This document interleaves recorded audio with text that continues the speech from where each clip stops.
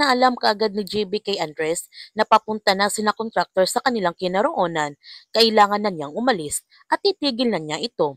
Kaya nagmamadali na nga umalis si Andres at sinabihan niya si Isabel na tatawag na lamang siya. Sa paglabas ni Andres sa restaurant, sinabihan kagad siya ni JB na kailangan na nila sabihin ito kay contractor. Ang sabi ni Andres, oo nga alam niya, pero kailangan pa niya ang hard drive para makapagsalita si Isabel. Kahit isang gabi na lang. Pagkatapos noon, anumang mangyari, ibigay na nila ang hard drive. Sabihin na nilang lahat kay contractor at pumayag naman si JB sa pakiusap ni Andres.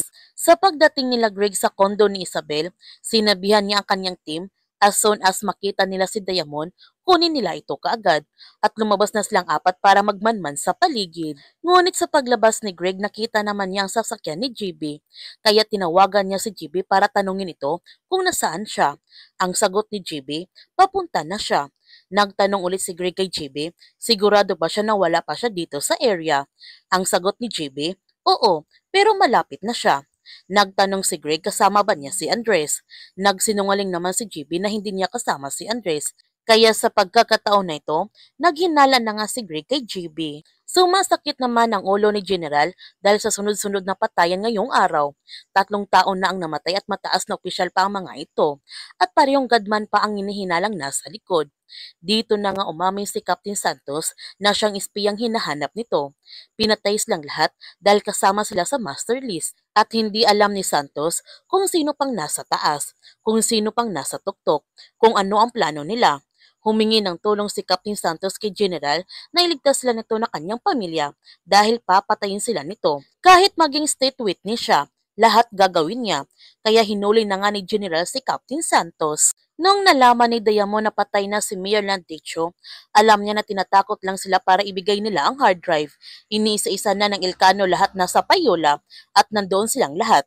Kailangan nilang gawin ang lahat para makuha ang hard drive. Kaya tinawagan ni Diamond si Isabel para sabihan ito na huwag itong lalabas. Delikado ang sitwasyon.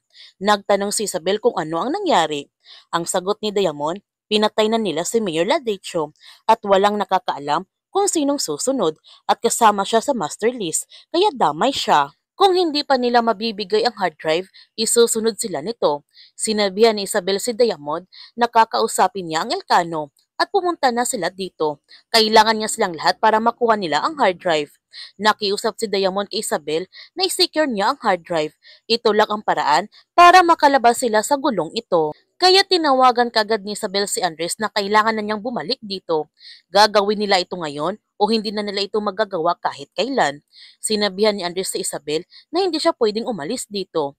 Ang sabi ni Isabel, kalimutan na niya at ituring na niya na tapos na ang paghanap sa kapatid niya. No choice si Andres kundi bumalik sa kinaroonan ni Isabel para matapos na ang lahat na ito. Nung pabalik na si Andres sa kinaroonan ni Isabel, nakita naman siya ni Greg. Nagtanong si Greg kay Andres kung kanina ba siya dito. Nagsinungaling naman si Andres, nakakarating lamang niya. Sinabihan ni Greg si Andres, kailangan na nilang hanapin si Isabel Escalera.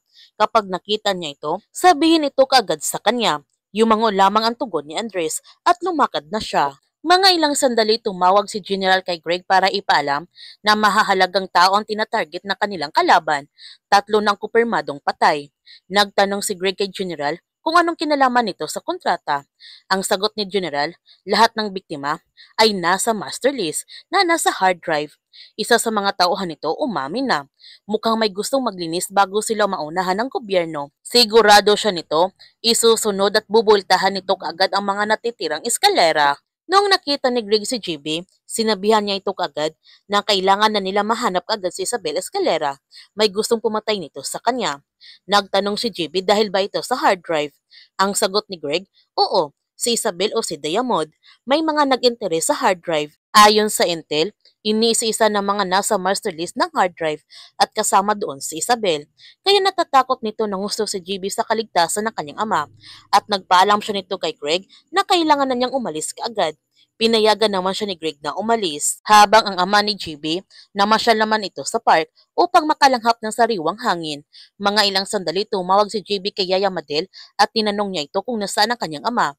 Sinabi naman ni Yaya Madel na kasama niya ang kanyang ama at nandito lamang sila sa may park. Sinabihan ni GB si Yaya Madel na huwag muna sila babalik ng bahay at papunta na siya sa kanilang kinaroonan. Nagtataka naman si Yaya Madel sa mga sinasabi ni GB.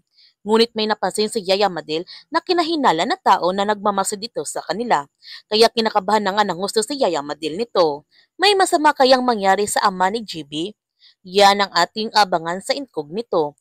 Kaya kung bago ka pa channel ko, don't forget to like, subscribe, and click notification bell para palagi kang updated sa mga videos in-upload ko. Thank you for watching and God bless to everyone!